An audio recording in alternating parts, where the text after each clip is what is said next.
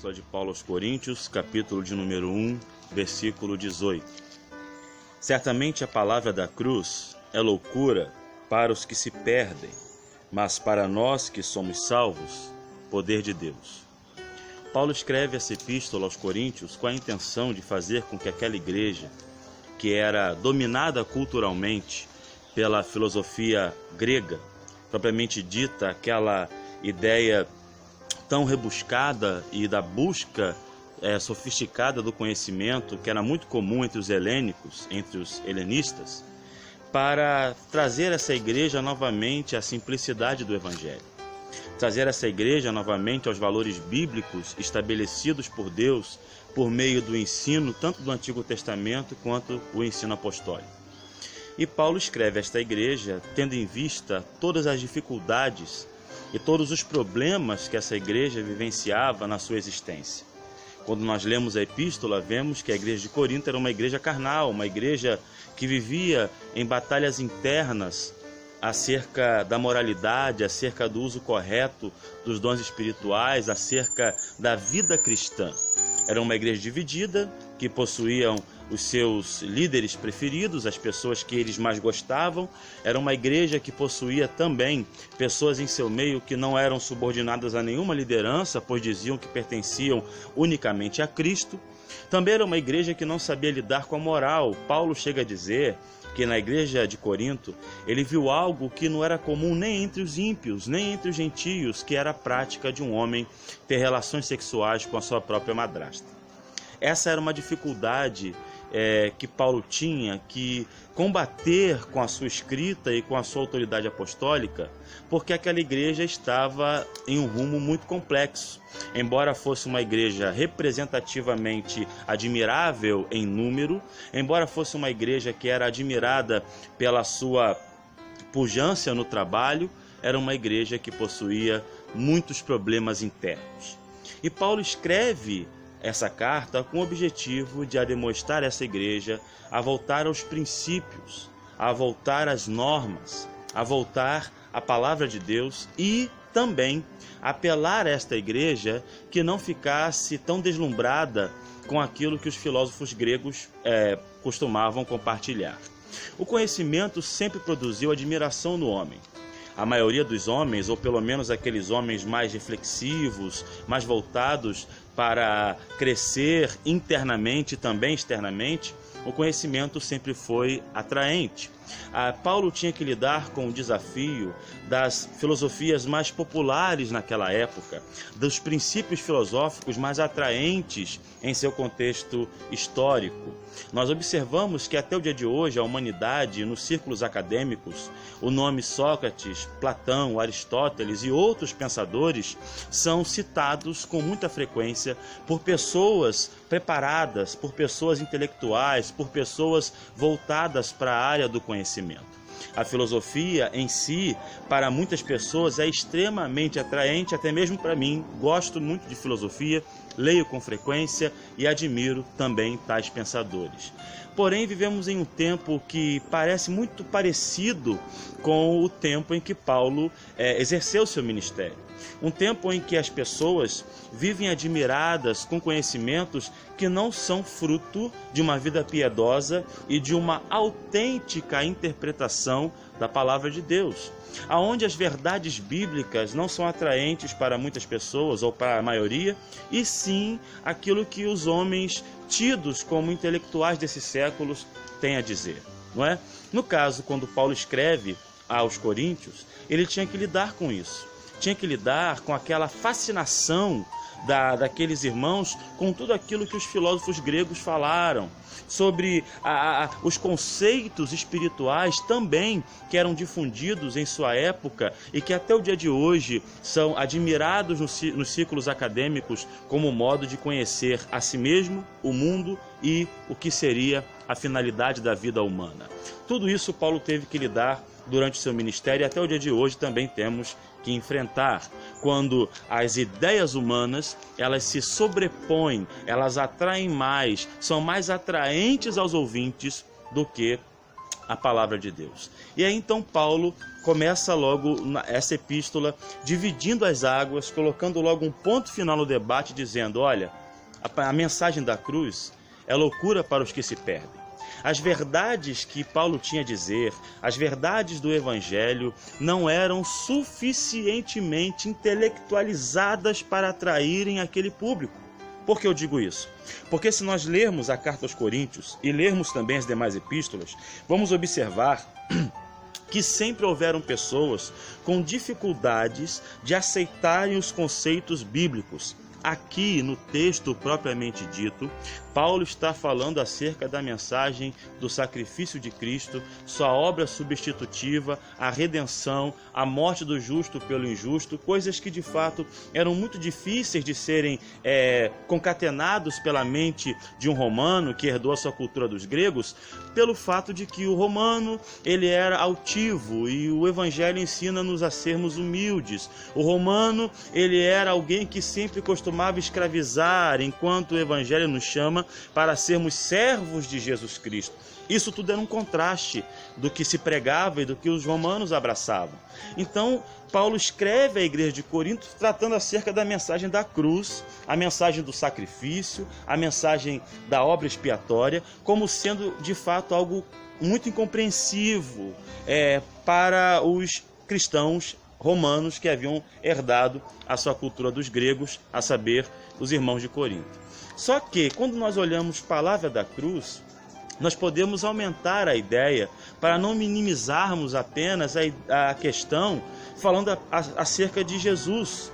Porque nós sabemos que Jesus Cristo, nosso Salvador, Senhor da igreja, Senhor do seu povo, não é? O Deus eterno, Deus Filho que se encarnou e ressuscitou, está glorificado, ele traz consigo uma mensagem que não é apenas aquela mensagem narrada nos evangelhos.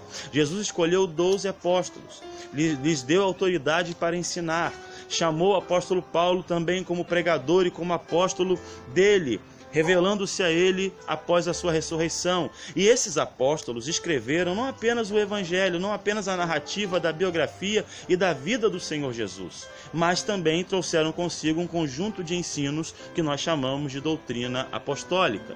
E aí que está a grande dificuldade nos dias de hoje com a mensagem da cruz. Por quê?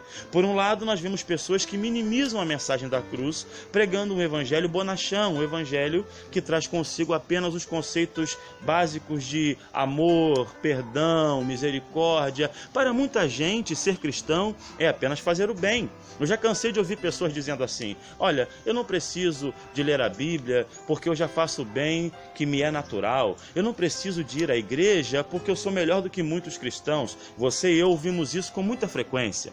Fato é que o ser humano, ele possui a sua natureza adâmica e ele é mau, inclinado para o pecado. Romanos capítulo 3, o apóstolo Paulo fala sobre isso, sobre a universalidade do pecado e a depravação total dos homens. Mas quando olhamos para essa verdade da mensagem da cruz ser loucura para os que se perdem, nós vemos que até o dia de hoje a mensagem da cruz e a doutrina da cruz ainda é loucura para aqueles que se perdem. Por que é tão difícil ensinarmos conceitos que para nós são tão claros para aqueles que não são cristãos? Por que para nós é tão difícil às vezes, quando nós tentamos explicar os caminhos da fé para aqueles que não praticam a mesma fé que nós, essa dificuldade parece que quase intransponível? Porque para eles é loucura.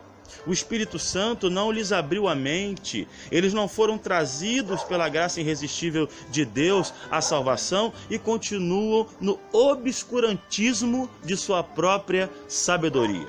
Se não, vejamos, o texto vai dizer que a palavra, que a mensagem da cruz é loucura para os que se perdem. O termo loucura aqui, moria, significa insensatez e absurdo.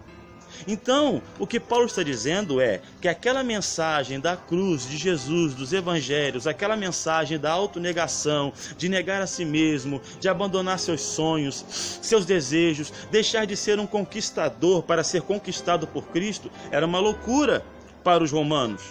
E de fato, até o dia de hoje, quando falamos do Evangelho, da doutrina da cruz, da verdade do Evangelho que traz consigo doutrinas específicas, ainda continua sendo loucura para muita gente. Nós paramos para observar que, na atualidade, as mídias sempre colocam à frente pregadores coaches como sendo referência, e os pregadores autênticos do Evangelho, aqueles que pregam o que a Bíblia realmente tem a dizer, são colocados de lado. Isso é muito comum.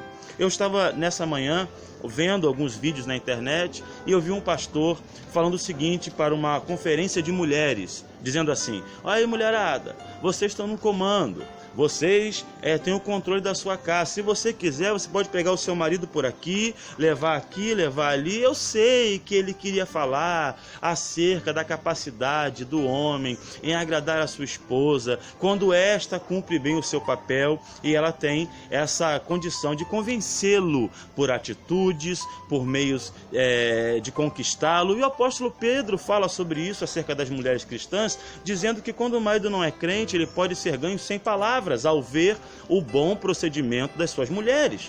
Mas até o dia de hoje, observe que é um desafio para os pastores falarem na igreja sobre submissão feminina. Quando um pastor se levanta para dizer: olha, irmã, você precisa honrar o seu marido, porque assim como a igreja está submissa a Cristo, a esposa deve estar submissa ao marido. Você prega isso, parece discurso de ódio para muita gente. Muita gente ouve isso e acha que é machismo, acha que os maridos podem tratar mal suas esposas, podem espancá-las, e não tem nada a ver uma coisa com a outra. Isso está relacionado ao Gênesis. Primeiro foi criado Adão e depois Eva. Deus criou Eva para fazer companhia para Adão, para lhe ser auxiliadora, nunca ser alguém que o guiasse, ser alguém que governasse a vida de Adão. Então perceba que no projeto de Deus de família, o homem é a cabeça da casa e a mulher lidera a família junto com o homem, subordinada à sua autoridade. Isso é um princípio bíblico, mas nós temos dificuldade de pregar.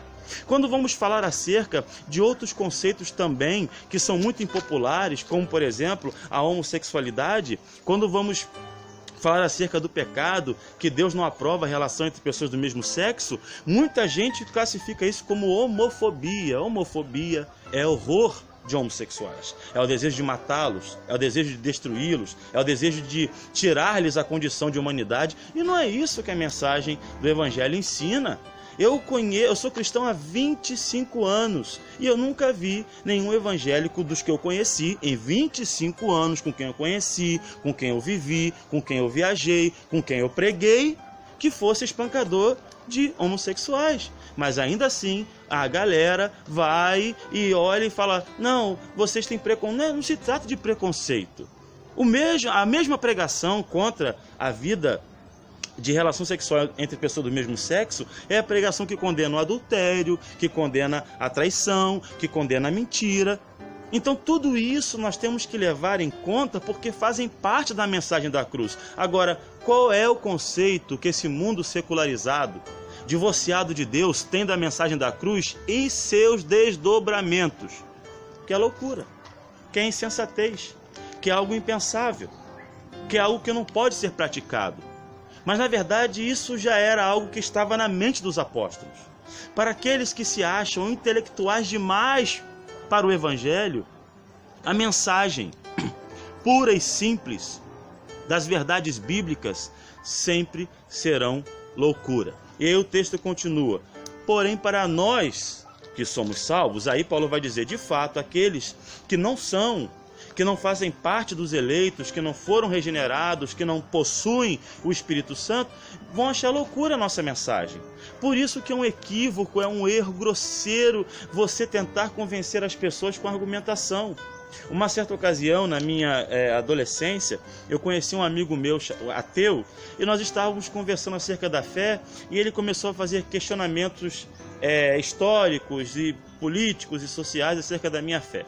E eu não sabia como respondê-lo muito bem. E comprei um livro muito bom, recomendo a leitura, chamado E a Bíblia Tinha Razão. É um livro muito bom. E comecei a ler aquele livro como lia a Bíblia. Lia a Bíblia, lia aquele livro. Lia a Bíblia e lia aquele livro, achando que meus argumentos iriam convencê-lo. E fui para cima dele com uma série de afirmações e questões, fundamentação arqueológica, histórica, opinião de homens que viveram naquele contexto histórico e deixaram seus escritos comprovando a veracidade das Escrituras. No final das contas, ele disse, realmente eu não tenho capacidade de lhe responder, mas eu continuo não acreditando. E eu voltei para casa frustrado, falando, meu Deus, o que houve? Meus argumentos não foram suficientes. O Senhor não me usou para ganhar aquela alma? Quando, na verdade, quem convence é o Espírito Santo, e a palavra da cruz sempre será loucura para os que se perdem. Sabe por quê? Porque ao homem perdido só existe uma pessoa habilitada a encontrá-lo. Chama-se Espírito de Deus, por meio da pregação fiel das Escrituras. A segunda verdade que esse texto me ensina, aliás, a terceira, que essa mensagem ela é loucura para os que se perdem. Para nós, ela é uma mensagem autêntica, e ela não é apenas uma mensagem autêntica, é uma mensagem de poder. Poder para mudar conceitos, valores, poder para nos convencer, poder para falar ao nosso coração. Em dias tão terríveis como estes que temos vivido, qual é a nossa maior necessidade? Ouvirmos a voz de Deus, ouvirmos Deus falar conosco, ouvirmos uma mensagem de Deus que vem ao nosso coração e nos mude. De fato, amados, precisamos recuperar esse senso da revelação de Deus por meio das Escrituras. Precisamos recuperar esse senso da presença de Deus por meio da palavra escrita. Em tempos de tanto misticismo, em tempos em que pessoas buscam revelações diretas, em tempos em que muitos ditos pastores, apóstolos, bispos, não sei o que mais, em meio a esse tempo todo em que alguns pastores parecem mais com chefes de casa de espiritismo do que pastores evangélicos. Eu digo isso porque você vai numa casa de espiritismo, você diz aquilo que você quer saber, a pessoa joga lá os búzios, abre as cartas e fala um monte de coisa que você quer ouvir. Não é? É assim que funciona na religião, coisas sobre a sua vida, que o diabo conhece e pode revelar com muita facilidade. Mas os pastores cristãos não têm essa capacidade de prever o futuro. Pastores cristãos não possuem esse dom inato. Por quê? Porque, primeiro, que nós não cremos nisso. Segundo, que a Bíblia condena esse sistema de previsão de futuro, a não ser que seja de caráter profético, como está nas Escrituras Sagradas e que cumpriram-se cabalmente. Mas não ficar adivinhando. Tem igrejas que nós sabemos, aí temos o conhecimento, que os seus líderes alegam ter revelações diretas todos os dias. Ora, não precisa ser nem tradicional como eu para achar isso estranho. Todos os dias a pessoa tem uma revelação especial sobre a vida de alguém, uma profecia direta. E nós não vemos isso nem nas Escrituras, nem na vida dos apóstolos. E aí a gente para fazer uma análise comparativa e eles parecem-se mais com esses promotores de adivinhações do que com autênticos pregadores do Evangelho. Nós temos a palavra de Deus como revelação diária, como palavra para mim e para a sua vida. Para nós ela é poder de Deus. A Bíblia ainda é o livro que mais transforma no mundo todo. Você pode passar para uma pessoa os escritos de Platão, e essa pessoa ficará admirada com a capacidade cognitiva que ele possuía. Você pode passar a uma pessoa os escritos, melhor dizendo, de Sócrates, e as pessoas se admirarem com a sua lógica e com a sua percepção de como as coisas podem se desenvolver e se desenrolar. Mas Sócrates, Platão, Aristóteles não possuem em si o poder para mudar moralmente a vida de ninguém, mas a palavra de Deus possui esse poder. Homens terríveis, ao estarem diante de Deus, do Deus da palavra, mudaram as suas vidas. Pessoas que viviam em profunda malignidade, entregues a seus deleites e seus pecados, foram transformados pela leitura da palavra de Deus. Por isso que a palavra da cruz, ainda hoje, ela continua sendo loucura para os que se perdem. Não se frustre com a perseguição do mundo à Bíblia e aos valores cristãos. A palavra da cruz ela só é completamente entendida e aceita e crida por aqueles que foram regenerados pelo poder do Espírito Santo.